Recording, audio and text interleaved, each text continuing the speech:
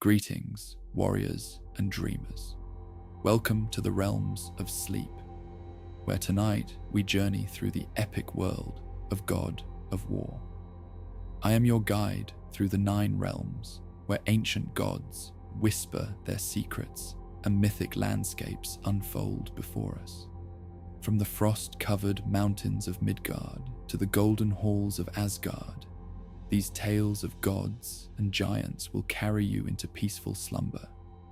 Lay down your weapons, rest your weary head, and allow the legends of these powerful beings to become the landscape of your dreams. The battles have been fought, and now is the time for rest. So close your eyes, brave one. Let the fire of the hearth warm you as we begin our journey through realms both wondrous and dangerous. The moon hung low and full over the forest as Freya made her way through the underbrush, her steps light and certain despite the gathering darkness.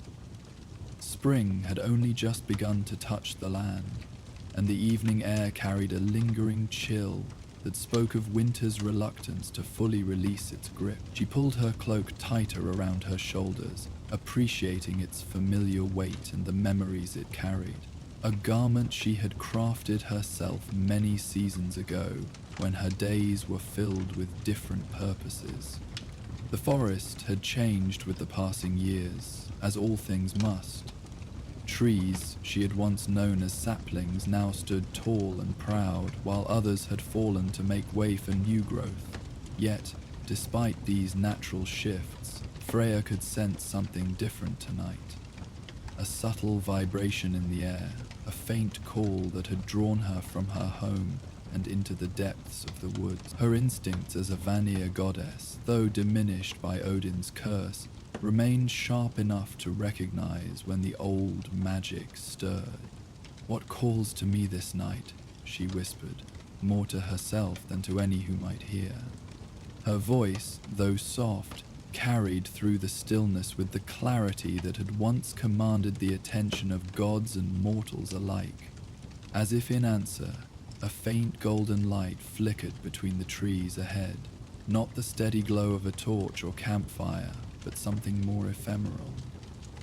Freya paused, her heightened senses alert for danger. Though many knew better than to threaten the Witch of the Woods, these were uncertain times.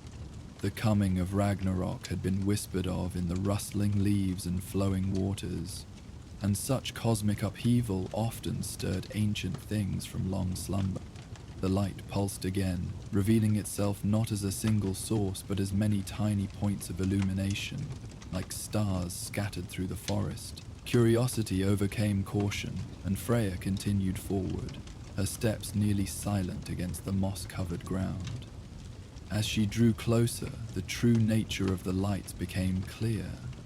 Tiny creatures, no larger than the last joint of her finger, hovered among the trees. Their bodies glowed with a warm amber light that pulsed in a rhythm reminiscent of gentle breathing. "Ember moths," Freya breathed, recognition and wonder coloring her voice. "I had thought your kind long vanished from these realms." The tiny beings responded to her voice, several darting closer, their light intensifying briefly before settling back into their gentle rhythm. They resembled common moths in basic form, with delicate wings and slender bodies, but where ordinary moths bore patterns of brown or grey, these creatures seemed formed from living light. Their wings, translucent and faintly luminous, carried intricate patterns that shifted subtly as they moved, creating after-images in the air that lingered like half-forgotten memories. Freya extended a hand, palm upward, and watched as one of the braver moths fluttered down to land at the center. Up close, she could see that what had appeared to be a body of pure light was actually a complex structure of infinitesimal scales that captured and magnified the natural bioluminescence generated within. The creature's antennae twitched, sensing her with touch rather than sight, and its wings stilled as it rested upon her hand. "You are far from the sanctuaries that once housed your kind," she said softly. "What has awakened you after so long?" The ember moth offered no answer beyond a slight intensification of its glow. Yet as Freya looked beyond this single visitor to the swarm that hovered among the trees, she noticed they seemed to be moving with purpose, rather than the random patterns of ordinary insects. They flowed together like a stream of living light, forming a loose pathway that led deeper into the forest, toward the west. With gentle care, Freya raised her hand, and the moth took flight, rejoining its kin. The swarm's movement paused, as if waiting for her. Understanding dawned. They were guiding her, or perhaps responding to the same call that had drawn her from her dwelling this night. Either way, the path forward was clear. She followed the floating lights, which moved just quickly enough to lead her onward, but never so fast that she lost sight of them among the trees. As they traveled, more ember moths seemed to emerge from the forest around them, joining the swarm until hundreds of tiny lights danced through the air before her. Their collective glow now cast enough illumination to reveal the forest path clearly, transforming the night journey into a walk through an enchanted realm. The terrain began to change subtly as they proceeded. The familiar northern pines gave way to older, broader trees whose species Freya recognized from warmer climes. Trees that should not have thrived in these northern lands. Ancient oaks with gnarled branches spread wide alongside elegant silvery birches whose leaves shimmered in the moth's light. Undergrowth thinned, revealing stone pathways long buried beneath soil and fallen leaves. "I know this place," Freya murmured, memories stirring like leaves in an autumn breeze. Or rather, I knew what it once was. The ember moths swirled around her in a spiral of light, as if acknowledging her recognition. They led her onward with greater urgency now, their pattern tightening into a more distinct formation that illuminated a barely visible trail between two massive stone pillars, half hidden by climbing ivy. The pillars, though weathered by countless seasons, still bore the distinctive curving patterns of Vanir craftsmanship, graceful lines that mimicked flowing water and growing things, a sharp contrast to the angular runes favored by the Aesir. Freya approached the pillars with reverence, placing a hand against the cool stone. Beneath her fingers, she felt a faint resonance, the last whisper of protective enchantments laid down centuries ago. This had been a sanctuary, not a temple or place of worship as mortals understood such concepts, but a haven created by her people as a repository of knowledge and a place of communion with the natural world. "I had forgotten you existed," she told the silent stones. "How much else have I lost in my years of exile and rage?" The question lingered unanswered as she passed between the pillars. Beyond them, the land opened into what had once been a circular clearing, but was now nearly reclaimed by the surrounding forest. At its center stood the ruins of a structure that might have been beautiful before time and neglect had taken their toll. Walls of white stone, now stained with moss and lichen, rose in broken segments around a courtyard paved with fitted stones in spiraling patterns. Several archways remained intact, despite the collapse of the walls they had once supported, standing like sentinels guarding forgotten secrets. The ember moths dispersed throughout the ruins, their lights revealing the true extent of the sanctuary. What had appeared at first glance to be merely a modest structure now revealed itself as the centerpiece of a much larger complex. Smaller buildings and pavilions, most now reduced to foundations or partial walls, had once surrounded the central structure in a pattern reminiscent of petals around the center of a flower.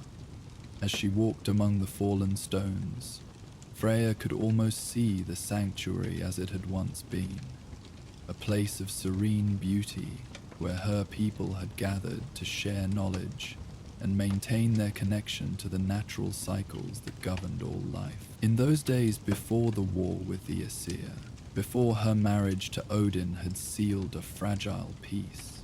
The Vanir had established several such sanctuaries throughout the 9 realms, creating places where their wisdom could be preserved and shared with those worthy of receiving it. The war had changed everything.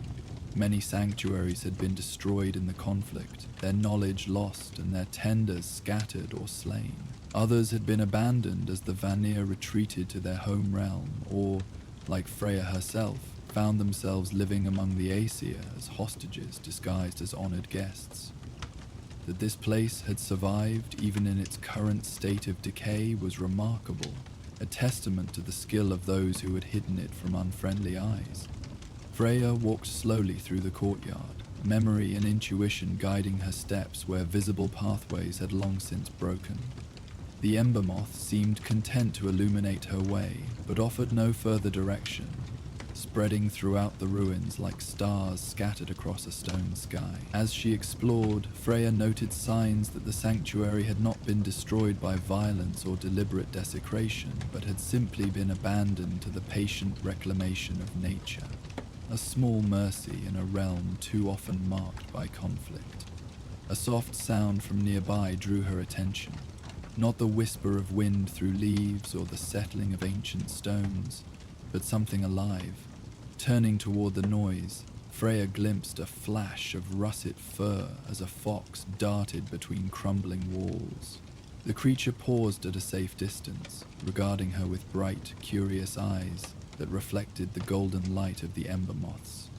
"Well met, little brother," Freya said, crouching to bring herself closer to the fox's level. "Do you stand guardian over these ruins now?" The fox tilted its head, ears pricked forward with interest rather than fear. Judging by its ease around a stranger and the healthy gleam of its coat, this was not a creature struggling to survive, but one that had found prosperity among the abandoned structures. Perhaps it had made its den somewhere within the complex, raising kits in the safety provided by stone walls, where larger predators could not easily follow. As Freya and the fox regarded one another, she became aware of a subtle shift in the ember moth's behavior. Rather than drifting randomly through the ruins, many had begun to gather near a particular archway that led deeper into the central structure.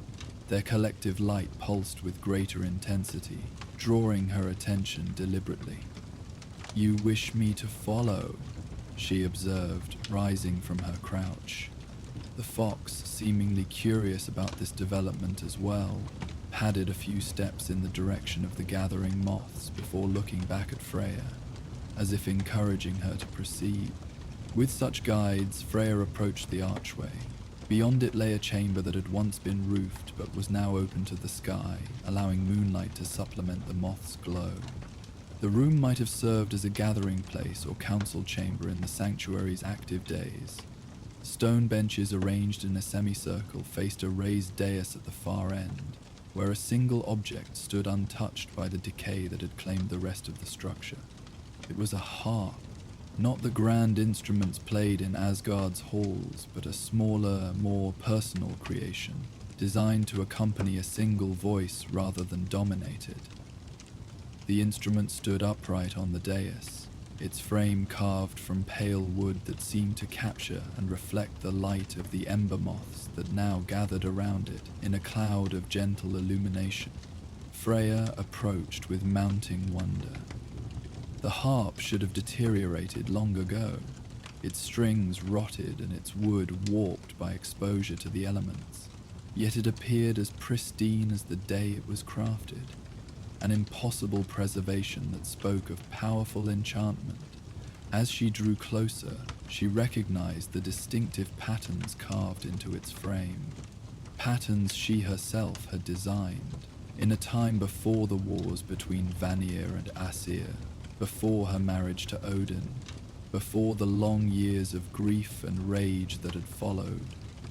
"My harp," she whispered, reaching out with trembling fingers to touch the smooth wood. "I crafted you with my own hands in the golden days of Vanaheim." The ember moths swirled around the instrument in tight, excited circles, their light pulsing more rapidly. Several landed on the strings, their tiny feet creating the faintest vibrations that translated into barely audible notes, like a distant memory of music, rather than the sound itself. Understanding bloomed within Freya's heart. The ember moths had not simply led her to this forgotten sanctuary by chance. These creatures, born of ancient Vanir magic and bound to the rhythms of growth and renewal, responded to song. In the days when this sanctuary thrived, they had been cultivated and tended by her people, who used music to guide them in creating light patterns that revealed hidden knowledge and triggered dormant. The fox had followed her into the chamber, its natural wariness apparently overcome by curiosity. It settled on its haunches near the dais, watching the interplay between the former goddess and the luminous insects with bright, attentive eyes. When Freya glanced its way, it yawned, showing sharp teeth briefly, before settling into a watchful posture that suggested it intended to stay. "You seem very comfortable here," Freya observed. "Perhaps you've witnessed stranger things than a goddess reclaiming her past." The fox's eyes gleamed with what might have been amusement, though Freya knew better than to attribute human emotions to wild creatures. Still, there was something in its bearing that suggested it was more than an ordinary fox. A certain stillness and attention that spoke of intelligence beyond that typically granted to its kind. Turning her attention back to the harp, Freya studied it more closely. The wood was light in color, almost silvery, and when she ran her fingers along its surface, she could feel the subtle energy that still resided within it. This had not been crafted as an ordinary instrument, but as a tool for working with the natural energies that the Vanir had specialized in manipulating, the forces of growth, healing, and transformation that flowed through all living things. The strings caught her attention particularly. Rather than the gut or sinew used in conventional harps, these appeared to be spun from some silvery material that shimmered in the combined light of moon and moths. When she plucked one experimentally, the sound that emerged was not merely musical, but seemed to resonate on multiple levels, creating harmonics that stirred memories long dormant in Freya's mind. "I remember now," she murmured. The strings were woven from moonlight captured during the harvest full moon, when the boundary between realms thins naturally. Such crafting had been considered extraordinary even among the Vanir, a specialization practiced by only a few who had developed the necessary skills through years of study and practice.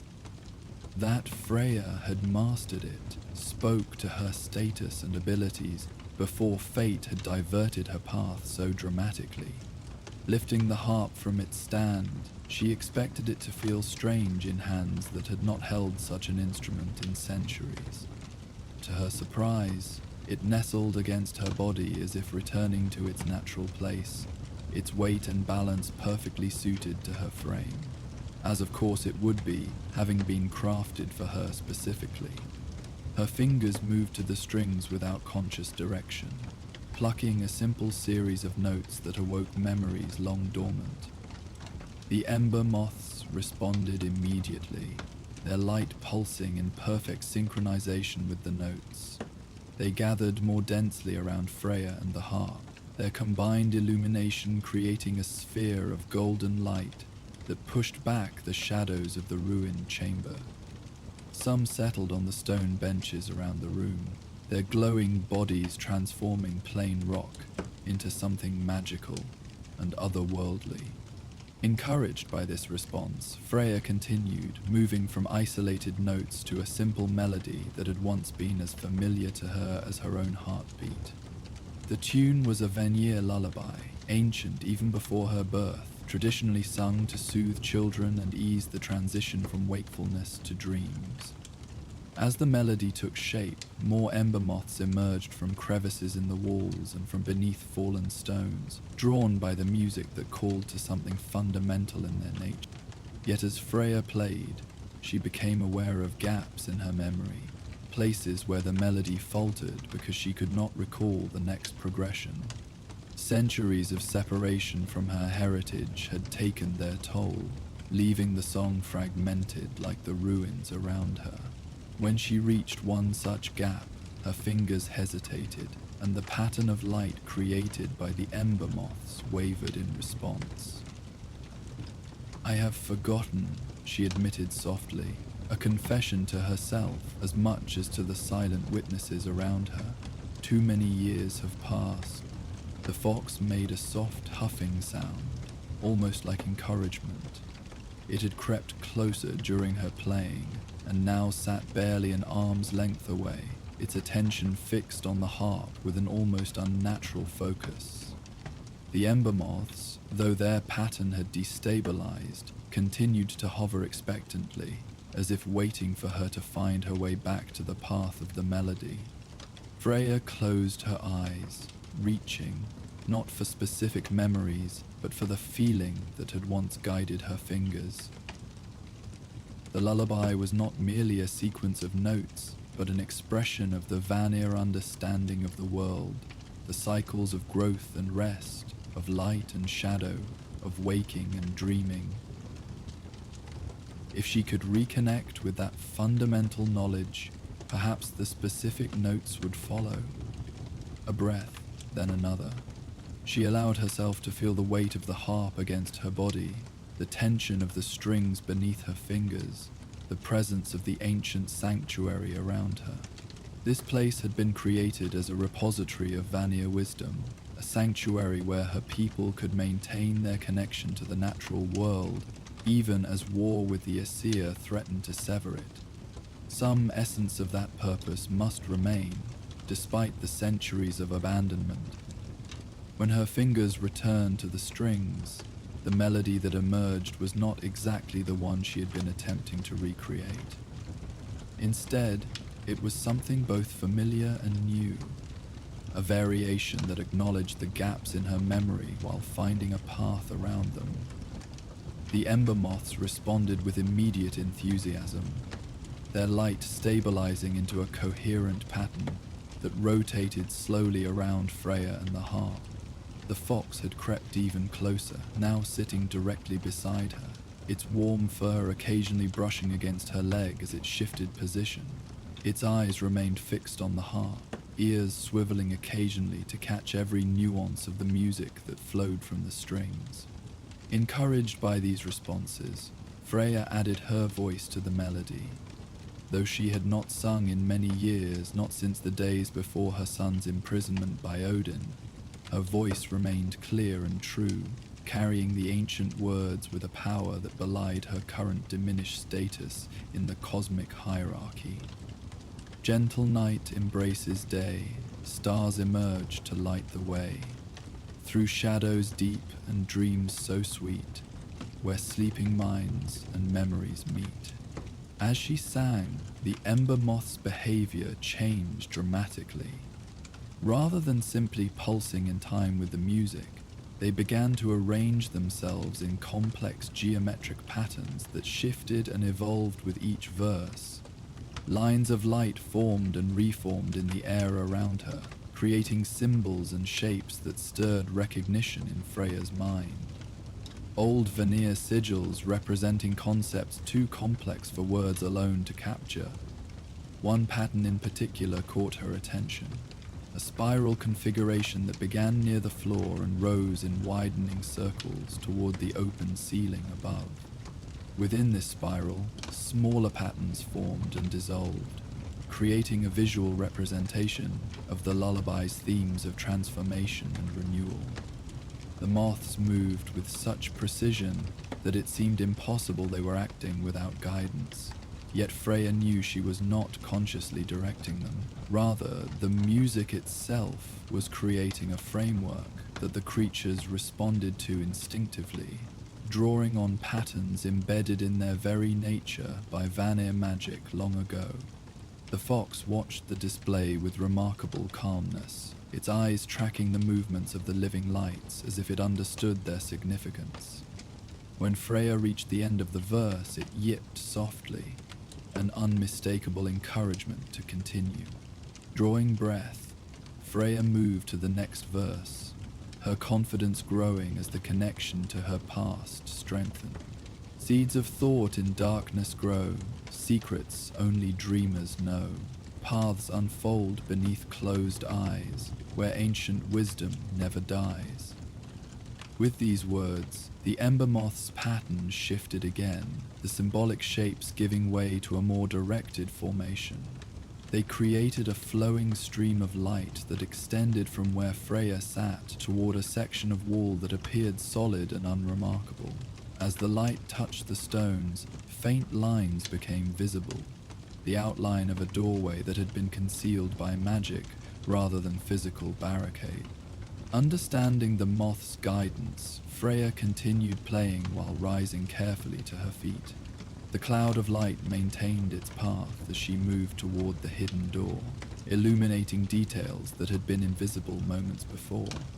Subtle engravings covered the stone surface, not the bold runes of Aesir magic, but the flowing script of the Vanir, meant to work in harmony with the natural world, rather than imposing will upon it. The script told a story, one that Freya could now read despite the centuries that had passed since she had last encountered such writing. It spoke of the sanctuary's founding in the early days of conflict between Vanir and Aesir, when certain members of her people had foreseen the possibility of defeat and taken steps to preserve their most precious knowledge. This particular sanctuary had been dedicated to the wisdom of cycles, the patterns of birth, growth, decline, and renewal that governed all living things. The fox trotted alongside her, seemingly as interested in this discovery as Freya herself. As they approached the door, the ember moths intensified their light, concentrating it on a circular depression at the center of the hidden entrance. The depression was no larger than Freya's palm, and bore a spiral pattern that mirrored the larger design of the sanctuary itself. Without interrupting her playing, Freya studied the door and the sigils surrounding it. This was a guardian entrance, designed to admit only those who understood the proper approach. Force would be useless against such a barrier. Indeed, attempting to break through would likely trigger protective enchantments that had lain dormant for centuries. The ember moth's behavior offered the key, their light focused on the central spiral, pulsing in perfect time with the melody Freya played. Understanding dawned, the door responded to specific frequencies of sound and light combined, a lock that could only be opened by one who possessed both Vanir knowledge and the assistance of the ember moths themselves. Freya adjusted her playing, focusing the melody on the specific notes that seemed to cause the most intense reaction from the moths. As she did, their light stabilized into a beam that precisely matched the spiral pattern on the door. The final verse of the lullaby rose to her lips. Vanir voices soft and clear speak to those who truly hear through ember wings and silver strings, the hidden path to wisdom brings. As the last note faded, the spiral on the door began to glow with the same golden light as the ember moths. The stone shifted, not swinging open like a conventional door, but spiraling inward upon itself, the solid material flowing like water to create an opening just large enough for a person to step through. Beyond lay darkness, but the ember moths immediately flowed through the gap, their light revealing a narrow passageway that descended gently into the earth. The fox hesitated at the threshold, sniffing cautiously at the revealed passage. After a moment's consideration, it padded forward, disappearing into the opening with its tail held high in a display of confidence that Freya found both amusing and reassuring. If a creature so attuned to danger sensed nothing threatening, perhaps the way was indeed safe. Cradling the harp in one arm, Freya followed, stepping through the spiral opening into a passage that seemed untouched by the centuries of decay that had claimed the structures above. The walls were smooth white stone, unmarked by time or moisture, and the air, while still, carried a faint scent of herbs and dried flowers, rather than the mustiness one might expect from a long-sealed chamber. The ember moths flew ahead, illuminating the way with their gentle light. The passage curved gradually, following the same spiral pattern that had been evident in the sanctuary's design, leading ever downward.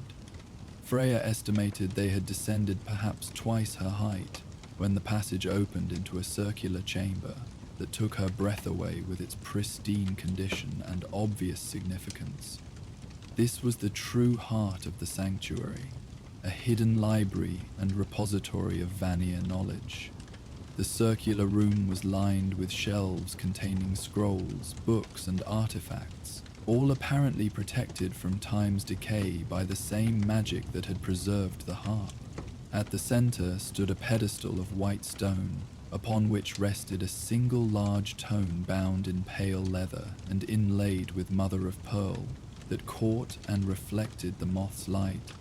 The chamber was not large, perhaps 20 paces across, but its contents represented a treasure beyond price. Here was preserved knowledge that had been thought lost forever, wisdom from the golden age of Vanir civilization, before the war had scattered her people and diminished their influence throughout the 9 realms. The fox had already made itself comfortable, curling up on a cushioned bench near the pedestal as if it belonged there.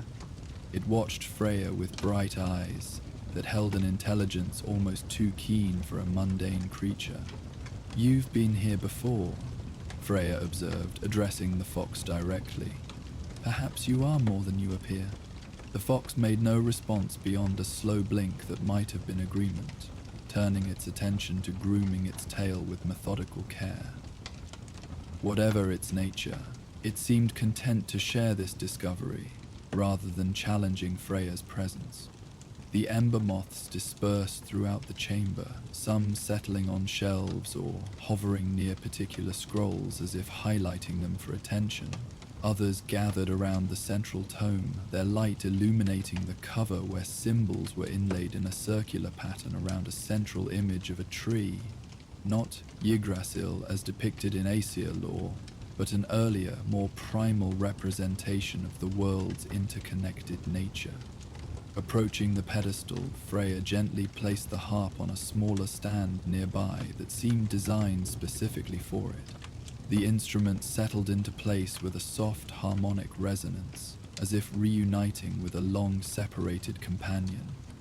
The ember moths that had been hovering near the tome shifted their attention to the harp momentarily, several landing on its strings to create soft, barely audible notes that seemed to stabilize the energy of the chamber. With reverent hands, Freya opened the central tome. Its pages were not paper, but some thinner, more resilient material that felt like neither animal skin nor plant fiber beneath her fingers. The writing upon them was in the oldest form of Vanir script, one that predated her own birth by many generations, yet she found she could read it, not fluently, but well enough to grasp the significance of what lay before her. "The Codex of Seasons," she translated aloud, "a record of the great cycles and the songs that bind them." This was a foundational text of Vanir wisdom, one Freya had heard mentioned in her youth but had never seen herself. It contained the deepest understanding of her people's connection to the natural world, not merely agricultural knowledge or weather prediction, but the fundamental rhythms that governed growth and decay, waking and sleeping, life and death throughout the 9 realms. As she carefully turned the pages, illustrations caught her eye, intricate diagrams showing the flow of energies through different living systems, from individual plants to entire forests, from small streams to vast oceans. These were not merely observations, but profound insights into the interconnected nature of all things. Insights that had informed the Vanir approach to magic as a cooperative endeavor rather than an exercise in domination. One section particularly drew her attention, a collection of musical notations accompanied by illustrations of patterns formed by ember moths when certain songs were performed. The text explained that these creatures had been specially cultivated by ancient Vanir to respond to specific harmonic frequencies, creating living illuminations that could reveal hidden truths or activate dormant enchantments. They were not tools to be used, but partners in magical work, their cooperation freely given in response to music that honored their nature. The fox had raised its head at her words, watching her with that same unsettling intelligence. Now it yawned, stretched, and hopped down from the bench to pad over to a specific shelf, where it sat looking expectantly up at a collection of smaller scrolls bound with green ribbon. "You wish me to look at these as well?" Freya asked, amused despite herself by the creature's apparent guidance. When she examined the scrolls indicated by the fox, she discovered they contained musical notations, not just for the lullaby she had partially recalled, but for dozens of other songs designed to work with the ember moths for various purposes. Some were meant to reveal hidden paths or objects, others to enhance growth or healing, still others to communicate across great distances through the moths acting as messengers. One scroll in particular seemed to call to her, a composition titled "The Calling of Lost Things." According to the brief description, this song was specifically designed to help locate objects or beings that had been separated from their proper place. The notation was complex but not beyond her abilities, especially now that she had reconnected with her musical heritage through the lullaby. "This is why you led me here," she realized, looking between the fox and the swarm of ember moths that now hovered near the musical scrolls. Not just to find this place, but to remember these songs, to bring them back into the world. The ember moths pulsed their light in what seemed like affirmation, while the fox merely watched her with those knowing eyes. Whether the creatures were acting on some lingering enchantment or from their own understanding, the result was the same. Freya had been guided to recover a piece of her heritage that might otherwise have remained lost forever. As she continued to explore the chamber, Freya discovered shelves containing seeds preserved in crystal vials, plants that might no longer exist in the world above, maintained in suspended animation by Vanir magic. Other containers held essences distilled from flowers and herbs, their potency undimmed by the passing centuries. These would have been used in healing work, another area where Vanir expertise had once been unmatched throughout the Nine Realms. A small alcove to one side contained what appeared to be personal items, journals written in various hands, small tokens and keepsakes, even a few items of clothing carefully folded and preserved. These had belonged to the caretakers of the sanctuary, those who had maintained its knowledge and continued its work, even as the influence of the Vanir waned in the world above. Among these personal effects, Freya found a small wooden box carved with her own symbol, a falcon that had once been her most common form when she wished to travel unrecognized. With a mixture of trepidation and curiosity, she opened it to discover a collection of small objects, a ring set with a green stone, a lock of golden hair bound with silver thread, a tiny vial of what appeared to be morning dew, and a folded piece of parchment addressed simply, "To the lady when she returns." Her hands trembled slightly as she unfolded the note. The handwriting was unfamiliar, but the language was the high form of Vanir speech used only among the nobility of her people. The message was brief but profound. "Lady Freya, if you read these words, then the ember moths have fulfilled their final duty to the sanctuary. We who remained as caretakers after the great exodus always believed you would return one day, when the need was greatest and the time was right. The knowledge preserved here is your birthright and your responsibility. Use it wisely, for the cycles turn ever toward renewal, even in the darkest of times. The note was signed with a simple spiral symbol rather than a name, the mark of a dedicated caretaker of Vanya knowledge, one who had subsumed individual identity into service to the greater wisdom. That such a person had anticipated her eventual return, had prepared specifically for it even without knowing when or if it would occur, moved Freya deeply. "We never lost faith," she murmured, carefully refolding the note and returning it to the box, "even when I had forgotten this place existed." The fox had approached while she examined the box, and now it sat beside her, its warm presence oddly comforting. When she looked down at it, it met her gaze steadily, without the wariness one would expect from a wild creature. In its eyes, Freya thought she saw something like satisfaction, as if a long-held purpose had finally been fulfilled. "Was this your duty as well, little brother?" she asked softly. "To guide me here when the time came?" The fox made no direct response, but it did something unexpected. It leaned against her leg briefly, almost like a domestic dog might do, before returning to its more typical alertness. The gesture, small as it was, seemed significant, an acknowledgement of connection rather than mere coincidence. Freya returned to the central tome, studying it more carefully now that she understood its importance. The Codex of Seasons contained not just knowledge but wisdom, insights into the patterns that governed all life, patterns that continued regardless of the politics of gods or the conflicts of nations. This was the foundation of Vanya understanding, the source from which all their other practices had sprung. One passage particularly caught her attention. "The greatest power lies not in resistance, but in alignment. When one moves with the natural cycles rather than against them, even the smallest action can produce profound results. A seed planted at the proper moment will grow stronger than one forced before its time. A word spoken at the turning point of a conversation may change hearts where arguments fail.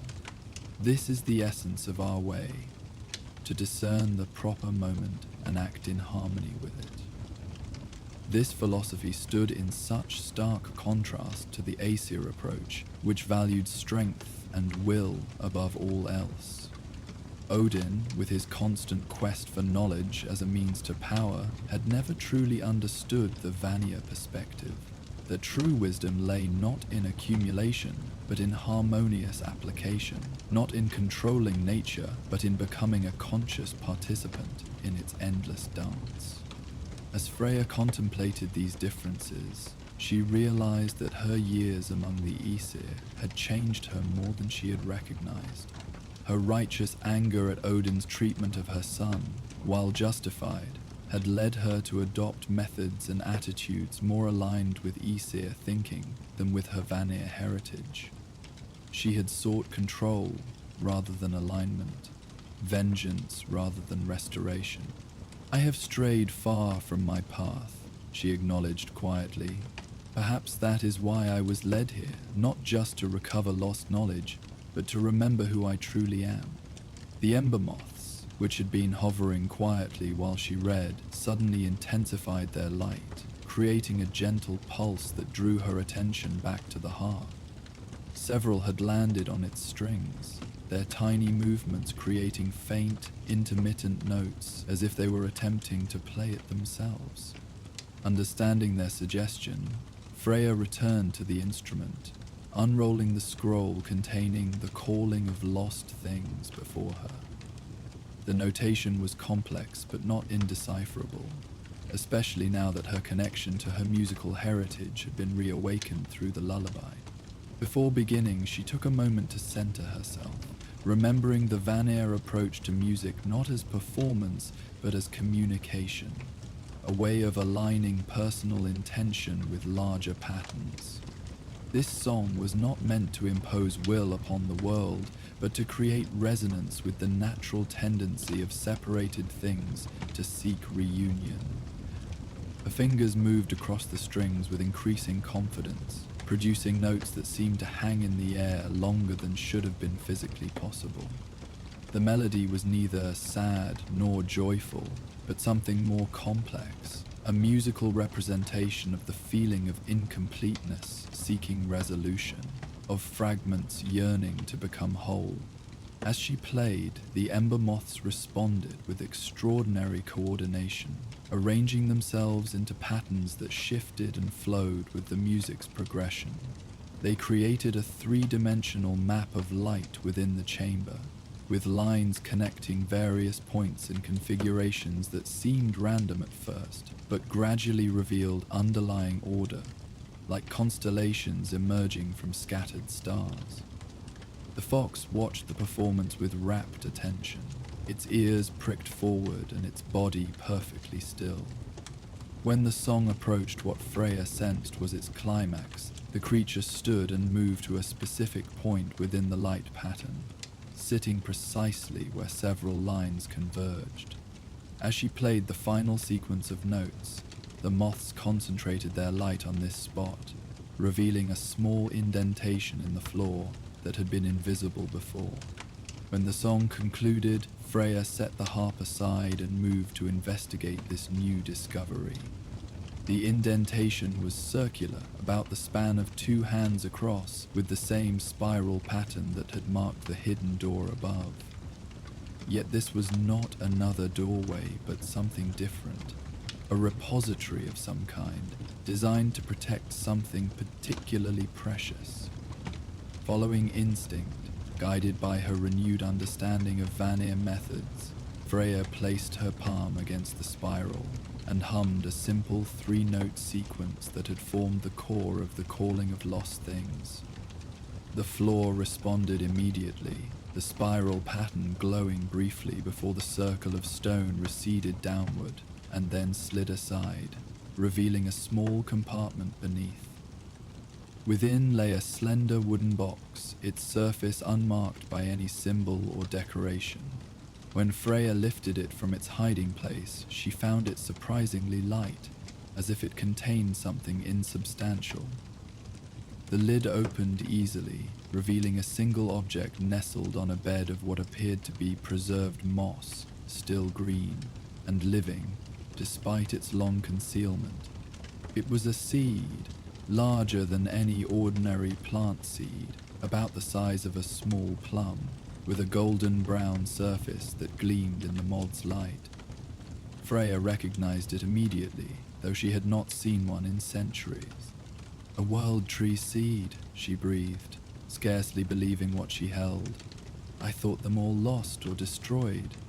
In the ancient days, before Yggdrasil had become the dominant connection between realms, smaller world trees had existed in various locations, creating local harmonizations between different planes of existence. These had been particularly sacred to the Vanir, who understood them not as separate entities, but as manifestations of a single underlying reality, expressed in multiple locations. The seeds from which such trees grew were incredibly rare, produced only under specific cosmic alignments that occurred perhaps once in 1,000 years.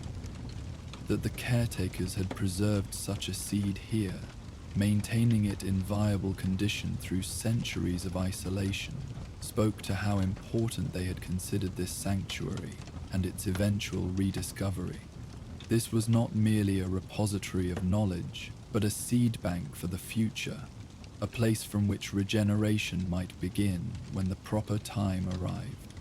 The fox had approached while Freya examined the seed, its nose twitching with interest but making no attempt to interfere. When she looked at it questioningly, it simply returned her gaze with that same unsettling intelligence before turning to look at another part of the chamber. a circular section of floor near one wall that was slightly different in coloration from the surrounding stone. Understanding the guidance, Freya carefully replaced the World Tree seed in its box and moved to investigate this new area. The circular section proved to be a shallow basin filled with soil. Not ordinary earth, but a special mixture created according to Vanir agricultural wisdom, designed to support the growth of magical plants while connecting them to the broader energies of the realm. A planting place, she realized, preserved and prepared, waiting for the right moment. The fox sat beside the basin, looking between it and the box containing the seed with obvious meaning. Yet Freya hesitated, understanding the significance of what was being suggested. Planting a world tree seed was not a small matter. Such trees, once established, created permanent connections between realms that could not be easily severed. They became anchor points for natural energies, influencing everything within their growing sphere of influence. "The time is not yet right," she said finally, both to the fox and to herself. Such a planting requires careful preparation and proper alignment with cosmic cycles. To rush it would dishonor the gift and possibly waste a treasure that cannot be replaced.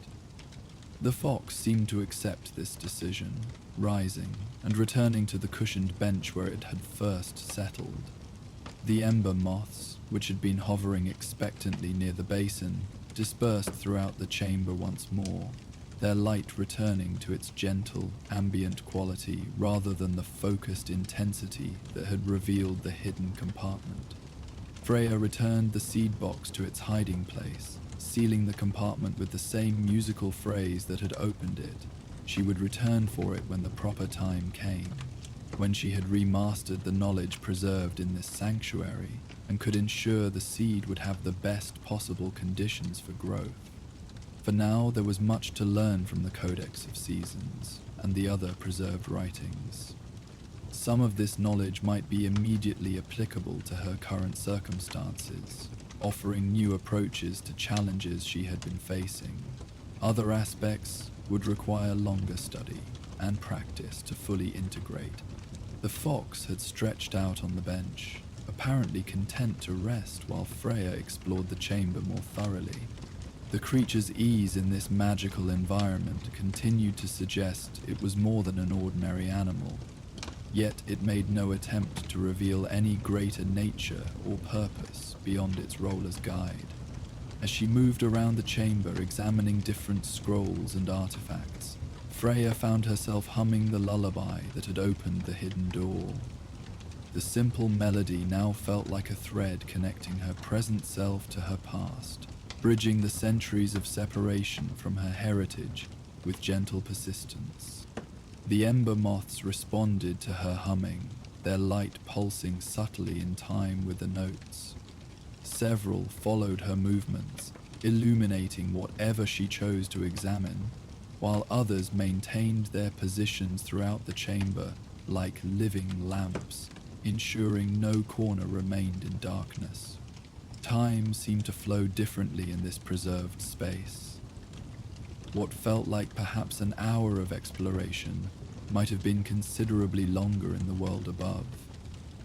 Yet Freya felt no urgency to leave, sensing that the sanctuary existed in a pocket of stability where ordinary concerns of time held less significance. Eventually, she returned to the central pedestal where the Codex lay open. She had barely scratched the surface of its contents, yet already she had recovered insights and techniques that would require months or years to fully incorporate into her practice. The scope of what had been preserved here was humbling, a testament to the depth and sophistication of Vanir knowledge at its height.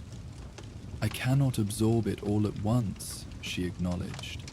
"This is not a single visit's discovery, but a lifetime's work." The fox, which had appeared to be sleeping, opened its eyes at these words, watching her with that same unmistakable intelligence. After a moment's consideration, it rose and stretched before hopping down from the bench and moving toward the spiral passage that led back to the surface. At the entrance to the passage, it paused, looking back at Freya with clear expectation. The message was unmistakable. It was time to return to the world above, at least for now. The sanctuary would remain, protected by its ancient enchantments, ready for her return when circumstances permitted. "I understand," Freya said, accepting the guidance. "Some discoveries must be absorbed slowly, in proper measure." Before leaving, she carefully closed the codex, running her fingers lightly over its cover in a gesture of respect for both its contents and those who had preserved it. The ember moths that had been hovering near it dispersed, many returning to resting places on shelves or in small niches in the walls. The harp, however, she lifted from its stand, feeling certain that it was meant to leave with her. This instrument was part of her personal heritage, a tool crafted by her own hands that had waited patiently for her return.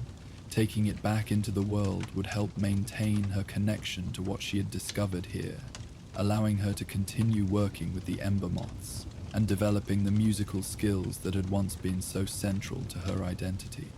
"I will return," she promised the chamber and its contents. "What has been preserved here should not remain hidden forever." The ember moths seemed to approve of this declaration, several landing briefly on her shoulders and in her hair like a gentle blessing before returning to their vigil among the shelves. A small contingent, perhaps 24, gathered near the entrance to the passage, apparently intending to accompany her back to the surface. With the fox leading and the moths providing light, Freya ascended the spiral passage, feeling a subtle shift in the air's quality as they approached the world above. The protected atmosphere of the hidden chamber gave way gradually to the more variable conditions of the ruined sanctuary, where time and elements had been allowed to work their natural processes of transformation. When they emerged into the roofless chamber where she had first discovered the harp, Freya noted that the night had advanced significantly during her time below. The moon had moved across the sky and now approached the western horizon, suggesting several hours had passed rather than the brief period it had seen. The hidden door spiraled closed behind them once they had passed through, becoming once more an unremarkable section of ancient wall. Without the ember moth's light revealing its outline, Freya doubted she would be able to locate it precisely, though she now possessed the knowledge needed to open it again. The fox trotted ahead, leading the way back through the ruins toward the forest beyond. The ember moths that had accompanied them from below joined those that had remained in the ruins, their combined light creating a softly illuminated path through the crumbling structures. When they reached the pillars that marked the sanctuary's boundary, the fox paused, looking back at Freya with what seemed like expectation. "You have guided me well, little brother," she acknowledged, crouching once more to address the creature at its level. "Though I suspect you are not quite what you appear." The fox tilted its head, amber eyes reflecting the moth's light. For a brief moment, Freya thought she saw something shift in those eyes, a depth of awareness far beyond that of an ordinary animal. Then it blinked, and the impression faded, leaving her uncertain whether she had imagined it. With a soft yip that might have been farewell, the fox turned and darted back toward the ruins, quickly vanishing among the shadows and vegetation that had reclaimed the once grand sanctuary. The ember moths, however, continued to hover around Freya, apparently content to accompany her at least part of the way back to her dwelling. As she walked beneath the ancient trees, harp cradled carefully in her arms, Freya found herself humming the lullaby that had opened the hidden door. The ember moths responded by arranging themselves in flowing patterns that matched the melody's movement, creating a river of light that guided her steps through the darkness. For the first time in longer than she could remember, Freya felt a sense of connection to her past, that was not tainted by bitterness or regret. The knowledge preserved in the hidden chamber represented not the power and conflict that had characterized relations between Vanir and Aesir, but the deeper wisdom of her people, their understanding of growth and renewal, of harmony with the natural world rather than dominion over it.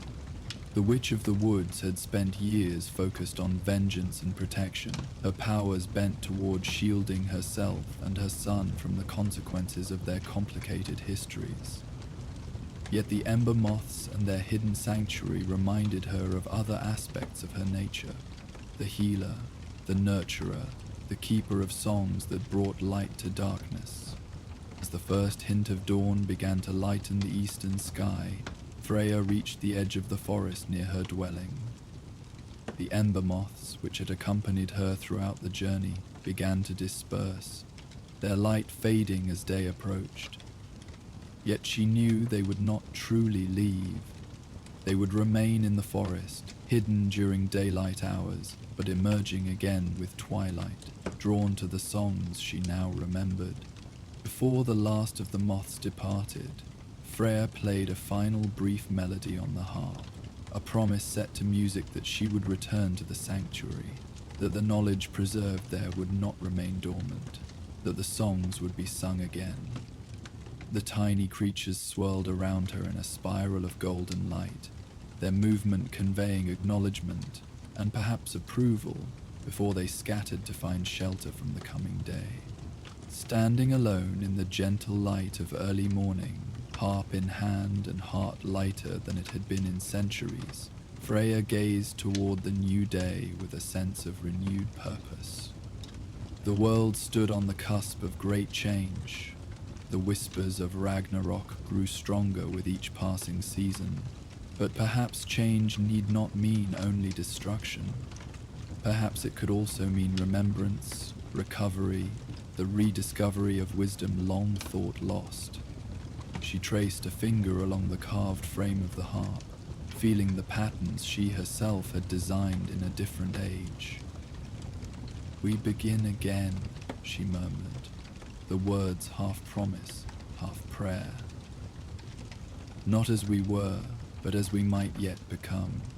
In the branches above, a fox's bark echoed briefly, whether ordinary animal or something more she could not tell.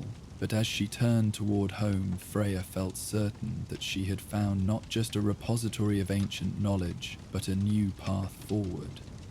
One illuminated not by rage or vengeance, but by the gentle, persistent light of tiny wings. As the last ember moth disappeared into the forest dawn, the gentle story of Freya's rediscovery fades into memory. Her journey among the ruins and the magical moths has shown us how wisdom can be preserved, even when hidden from sight, and how the songs of the past can illuminate new paths forward. Now, as we transition from one realm of dreams to another, we invite you to release your thoughts of ancient ruins and glowing moths. Let your mind drift toward a different kind of magic, one woven from starlight and silvery threads, where patterns form across the night sky, and ancient mysteries await in the celestial tapestry above. Prepare to embark on a new journey through the realms as we unfold our next tale.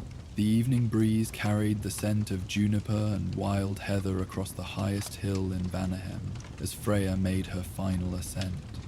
Her steps were deliberate, each placement of her feet a conscious connection with the land she had once called home. The hill rose above the surrounding forest like an island in a sea of green, its summit bare save for a circle of ancient stones and, at its center, the object of her journey. The loom of threads, an artifact from the earliest days of the Van. Twilight painted the western sky in hues of amber and violet, the day's last light catching on her golden hair as she climbed. Her simple traveling clothes, a stark contrast to the elaborate gowns she had once worn as Queen of the Valkyries. Freya had journeyed for 3 days to reach this place, following paths that existed more in memory than in physical form. The roads to the sacred sites of the Vanir had been deliberately obscured after the war with the Aesir, their locations preserved only through stories passed from mother to daughter, father to son, across generations. She had not walked this particular path since before her marriage to Odin, before the birth of Baldur, before grief and vengeance had become her constant companions. Twilight deepened around her as she approached the stone circle, the first stars beginning to appear in the darkening sky above.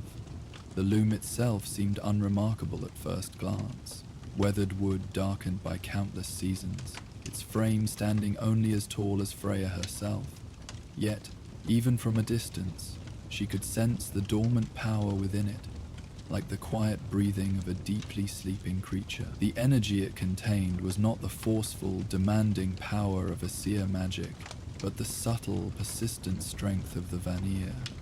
Magic that worked with the natural flows of energy rather than bending them to its will. "How long has it been," she murmured to herself, "since anyone has awakened you?" The question drifted away on the evening breeze, unanswered. The loom of threads had stood on this hilltop since before her birth, a remnant of an age when the Vanir had first learned to capture starlight in physical form. In the stories her mother had told, the first such loom had been created by Nerthus herself, who had observed how the light of stars seemed to weave patterns across the night sky and sought to capture that celestial dance in tangible form. As she entered the circle of standing stones, Freya noticed small details that spoke of the loom's neglect. Spiderwebs stretched between its beams, tiny sprouts of moss clinging to its northern side, a thin layer of pollen dusting its surface.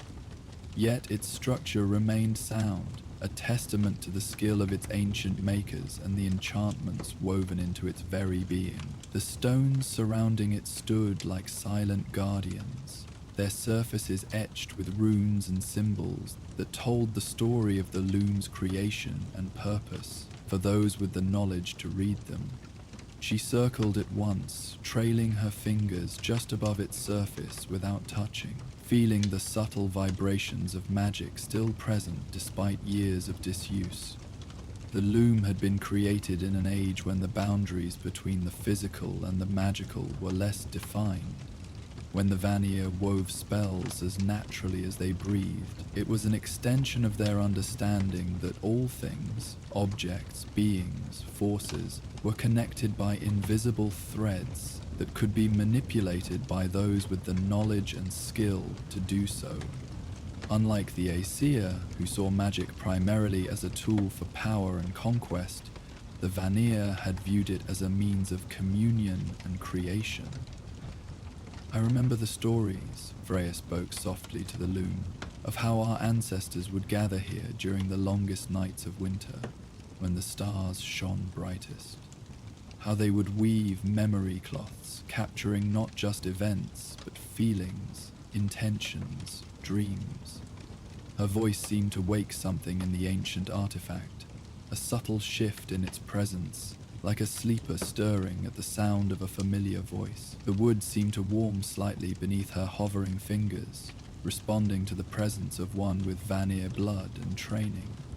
Night had fallen completely now, the sky above the hilltop a vast canvas of stars unobstructed by clouds or trees. Freya seated herself on a smooth stone beside the loom, allowing her gaze to drift upward, identifying the constellations one by one as they had been taught to her in childhood. The Great Bear, the Hunter, the sacred tree that represented Yggdrasil. Each had its story, its meaning, its place in the vast pattern that the Vanir had studied for generations. The stars were not merely distant lights to her people, but living presences, witnesses to the unfolding of time who occasionally shared their vast perspective with those wise enough to listen. From a pouch at her waist, she withdrew a small object wrapped carefully in silk. A spindle carved from a branch of the world tree itself, gifted to her by her mother when she first showed aptitude for the weaving arts.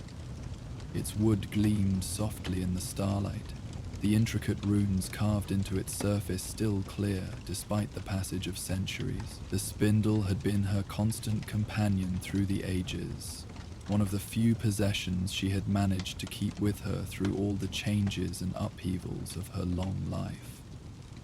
It had survived her marriage to Odin, her time among the Aesir, her exile in Midgard, a tangible connection to her origins that had comforted her in the darkest moments. "I come to remember," she said to the night air, "and perhaps to understand." The words were part ritual, part personal declaration, acknowledging that the act of weaving on the sacred loom was both craft and communion with the past, with the cosmos, with the deeper truths that ordinary perception often missed. The Vanir had always understood that true wisdom came not from accumulating knowledge, as Odin did, endlessly and greedily, but from perceiving the patterns that connected seemingly disparate elements of existence. With practiced hands, Freya began preparing the loom, brushing away the accumulated dust and debris with gentle strokes, checking the tension of the existing threads that formed its foundation. Though long unused, the loom had been built to endure, its core structure as sound as the day it was created. The few broken threads she found, she carefully replaced from a small bundle of silvery fibers she had brought specifically for this purpose. Threads spun from moonlight on the summer solstice, when magic ran strongest through the realms. Each new thread she added seemed to awaken the loom further, small pulses of energy rippling through the ancient wood as dormant enchantments stirred to life. As her hands worked, her voice rose in a gentle melody, an ancient Vanir song traditionally sung during weaving, its rhythm matching the back and forth motion of the shuttle, its words invoking harmony and clear sight. The tune came back to her naturally, as if she had sung it only yesterday rather than centuries ago in a different life. Before godhood and its complications, before Odin, before loss had carved its deep channels through her existence, the song spoke of threads that bound all living things, of patterns visible only from great distance, of the weaver's responsibility to add beauty to the great cloth of existence. Thread to thread, star to star, pattern emerges from what we are, she sang softly, the old words flowing from memory. Weave the past, glimpse what comes, in the cloth the story runs. The melody seemed to resonate with the loom itself, causing the replaced threads to vibrate in subtle harmony, the wood to hum at frequencies just below ordinary hearing. The standing stones around the circle reflected the sound, creating a gentle acoustic chamber that amplified the song while keeping it contained within the sacred space. The night deepened around her as she worked, the stars wheeling slowly overhead in their ancient patterns. Occasionally she would pause, eyes closed, drawing in the energy of the place, the hilltop that had been sacred to her people long before Aesir dominance, long before the wars that had reshaped the 9 realms.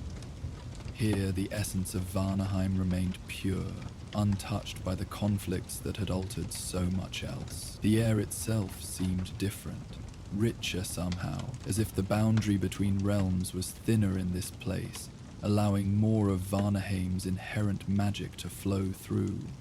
A sound caught Freya's attention, the soft flutter of wings as a bird alighted on one of the standing stones nearby. Not a raven, messenger of Odin, but a nightjar, a creature of twilight and shadow with soft, mottled feathers that blended with the darkness. It watched her with bright, intelligent eyes, head tilted as if curious about her presence in this long-abandoned place. In the traditions of the Vanir, the appearance of a nightjar during sacred work was considered a favorable sign, as these birds were thought to carry messages between the seen and unseen worlds. "Have you come to observe my weaving, little one?" Freya asked. a small smile softening her features, or perhaps to ensure I remember the old ways properly. The bird chirped softly in response, settling more comfortably on its perch, as if intending to stay. Its presence brought an unexpected feeling of companionship to what Freya had anticipated would be a solitary ritual. The nightjar's bright eyes reflected starlight, twin points of radiance that seemed almost knowing in their steady gaze. With the loom prepared, Freya turned her attention to the actual weaving. According to tradition, the first step was to gather starlight, the primary material for any cloth created on the loom of threads. She raised her hands toward the night sky, palms upward in a gesture of receptivity, and began another chant, this one focused on calling down the light of specific stars. The incantation was not a command but an invitation, acknowledging the stars as conscious presences who might choose to share their essence or withhold it according to their own wisdom. Bright ones who witness all, who have seen the beginning and will see the end, share your light with one who seeks to remember, to understand, to preserve, she intoned, her voice carrying power but not command. For the stars responded to invitation, not to demands, even from one of her lineage and ability. The words were ancient, passed down through countless generations of Vanir weavers, carefully preserved despite the Aesir's attempts to eradicate the old practices. For a moment, nothing happened, and Freya felt a flicker of doubt. Had the old magic faded so completely? Had her time among the Aesir, her years of rage and grief, severed her connection to these ancient practices of her people? Just as the thought formed, however, the air above the loom began to shimmer. Tiny motes of light, like luminous dewdrops, descended slowly from the sky, gathering above her upturned palms before coalescing into fine strands of silvery radiance. The starlight responded not to her godhood or her power, but to her sincerity, to the genuine seeking that had brought her to this place. The nightjar on the stone sang out a single pure note, as if in celebration of this success, then fell silent again, watching with those bright, knowing eyes. The sound seemed to stabilize the descending light, helping it maintain cohesion as it transformed from pure energy to semi-physical form. Freya's breath caught at the beauty of it, starlight made tangible, a miracle that had once been commonplace among her people but now existed perhaps only in this moment, on this hilltop, through her actions. The strands were cool to the touch, but not cold, substantial but weightless, seeming to pulse gently with the same rhythm as the stars from which they had been drawn. They carried an inherent luminosity that cast soft light across her features and reflected from the polished wood of the loom, creating a gentle glow that pushed back the darkness without dispelling the night's essential mystery. "Thank you," she whispered, both to the stars and to whatever aspects of the old ways still lingered in this place, enabling such magic. With careful movements, she began to wind the starlight threads onto the spindle, which seemed to welcome them, glowing more brightly with each layer added. The process required delicate attention. Too much pressure would cause the starlight to disperse. Too little would fail to capture its essence in usable form. Freya's hands remembered the technique perfectly, muscle memory preserved across centuries, guiding her through the intricate process. Now the true work could begin. The loom of threads was not merely a tool for creating physical cloth, but a means of capturing and expressing memory, emotion, intention, weaving them into physical form that could be preserved and shared. The Vanir had used such cloths for various purposes, to record histories, to celebrate significant events, to work through grief or joy too powerful to be contained within the heart alone. The resulting textiles were not ordinary fabrics, but magical artifacts that could convey direct experience to those who touched them, allowing the sharing of perspectives across generations. "What shall I weave?" Freya asked herself softly, the question at once simple and profound. She had come to this place driven by an urge she couldn't fully articulate, a need to reconnect with her origins, to touch something uncorrupted by the centuries of conflict and loss. But now, facing the actual moment of creation, she found herself uncertain. The starlight threads waited on the spindle, responsive to her intention but requiring direction. The most traditional use would be to create a record of her life's significant moments, her achievements, her struggles, her transformations. Yet, as she considered this, Freya realized that such a cloth would be dominated by darkness. The wars between Vanir and Aesir, her strategic marriage to Odin, the loss of her Valkyrie wings, the death of her son Baldur at Kratos' hands, and her subsequent quest for vengeance. These memories, while powerful, were not what she wished to preserve in starlight. The darkness already had sufficient monuments. She would not add another to their number. No, she said firmly, the word addressed to herself as much as to the watching nightjar. I will not weave more suffering into the fabric of the worlds. There has been enough of that. The bird bobbed its head once, as if in agreement, its bright eyes never leaving her face. Instead, she decided, she would focus on moments of beauty, of connection, of growth, the threads that had been harder to see amid the tapestry of pain but had nonetheless been real, had sustained her through even the darkest times. And perhaps, looking forward, she might weave intentions for healing, for reconciliation, for finding purpose beyond revenge. The loom was as much a tool for shaping future as for preserving past, according to the oldest Vanir teachings. The nightjar chirped softly, as if in approval.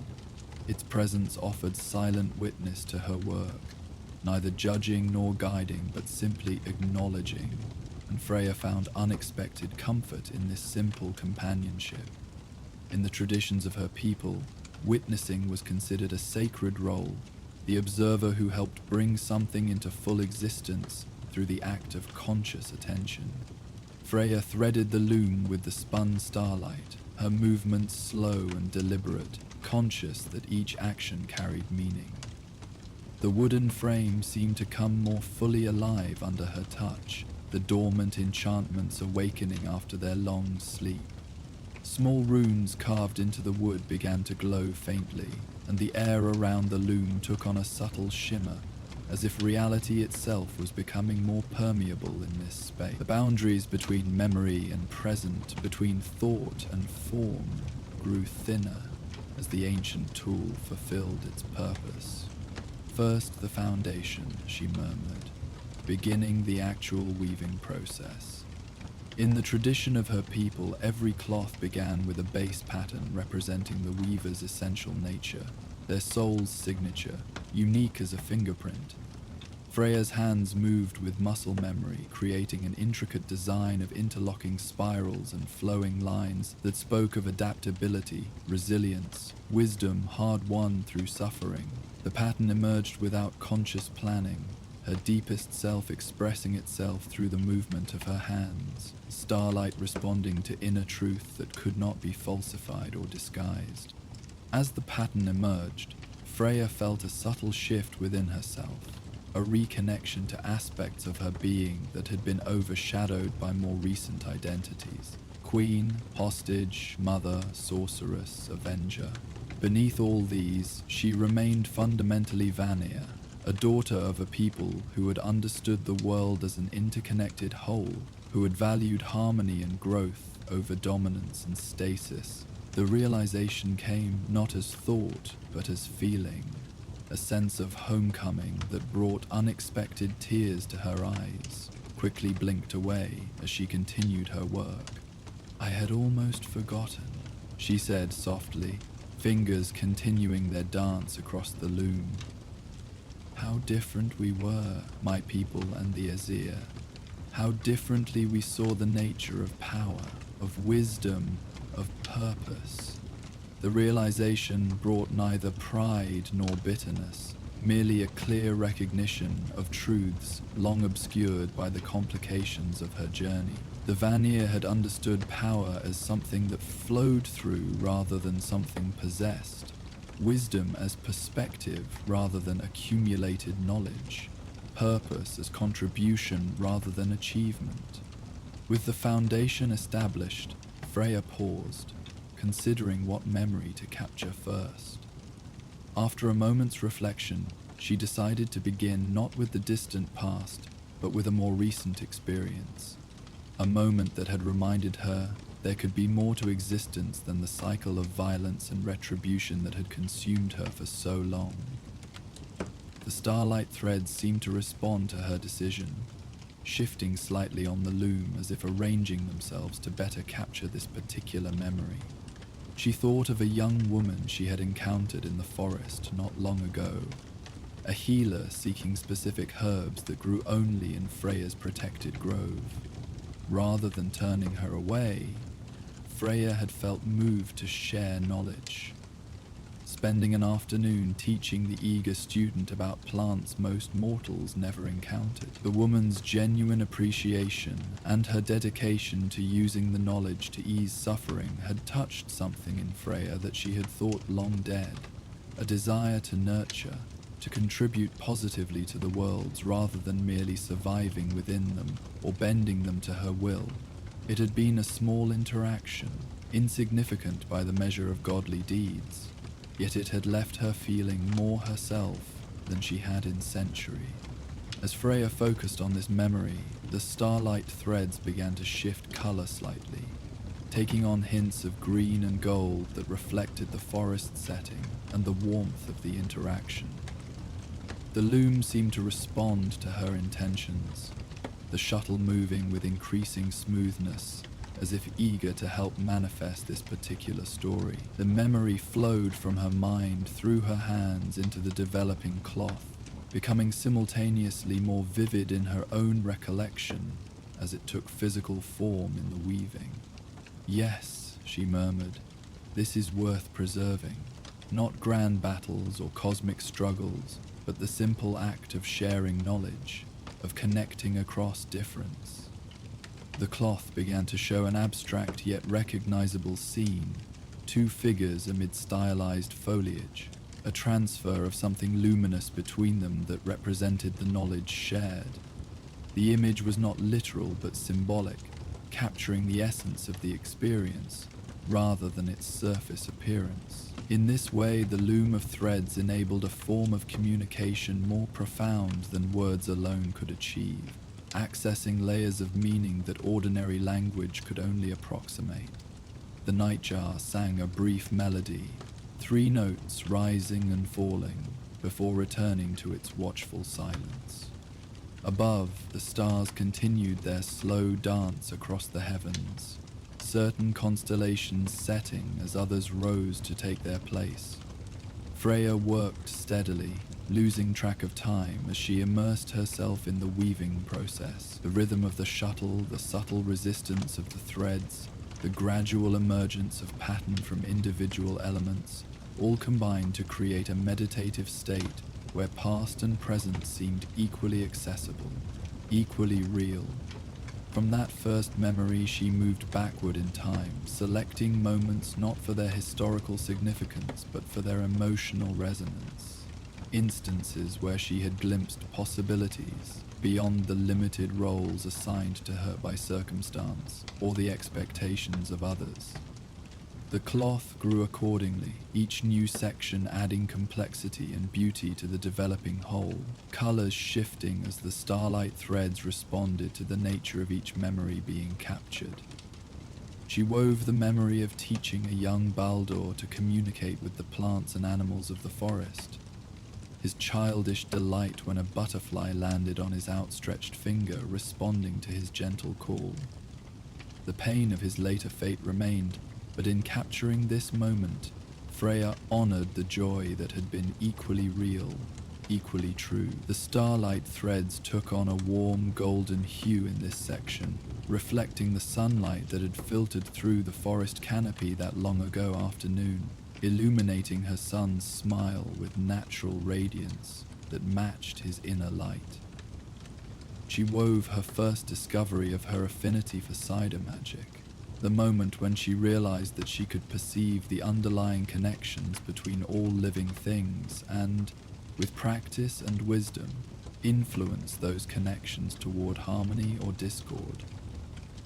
The awe of that revelation had shaped her entire existence thereafter, setting her on a path of deep study and responsibility. In this section of the cloth, the threads shimmered with an inner luminosity that seemed to shift when viewed from different angles, suggesting the multiple layers of reality that had become visible to her in that transformative moment. She wove the memory of a midnight swim in the sacred lake of Vanaheim, when she had been very young, floating on her back beneath a meteor shower, feeling simultaneously insignificant and infinite, a paradox that had given her first insight into the nature of true wisdom. This portion of the cloth captured the deep blue of the night water, the streaking silver of falling stars, the sensation of being held by something greater than herself while containing vastness within. The threads here moved with subtle undulation, suggesting water's flow and the motion of celestial bodies across the vault of the sky. Each memory added to the growing cloth, creating a pattern more complex and beautiful than any single scene could convey. The starlight threads seemed almost eager now, responding to her touch with increasing sensitivity, sometimes appearing to move of their own accord to suggest connections between scenes that Freya herself had not consciously recognized. The shuttle flew more swiftly, the weaving practically guiding itself at times as if the loom remembered its purpose and rejoiced in fulfilling it once more after long dormancy. The cloth reveals what the heart knows but the mind has not named, she recalled from her early training. The loom of threads had always been said to possess a wisdom of its own, helping weavers to see beyond their limited perspectives to deeper truths. What emerged was never quite what the weaver initially intended, but something richer, more integrated, drawing on levels of awareness beyond conscious thought. Freya could see this happening now, as patterns connected and built upon each other in ways she had not planned, but immediately recognized as right. She wove the memory of her first successful healing, a wounded wolf she had found as a young woman, managing to save its life through a combination of herbal knowledge and nascent magical ability. The creature's gradual return to health, its eventual return to the wild, had taught her about the relationship between healer and healed, the necessary balance of intervention and allowing natural process. The threads in this section were muted green and silver, suggesting forest shadows and moonlight, the setting where the healing had taken place over many weeks. She wove her first meeting with Mimir, long before he became Odin's advisor and prisoner, when he had been a free traveler between realms, sharing knowledge out of genuine desire to foster understanding.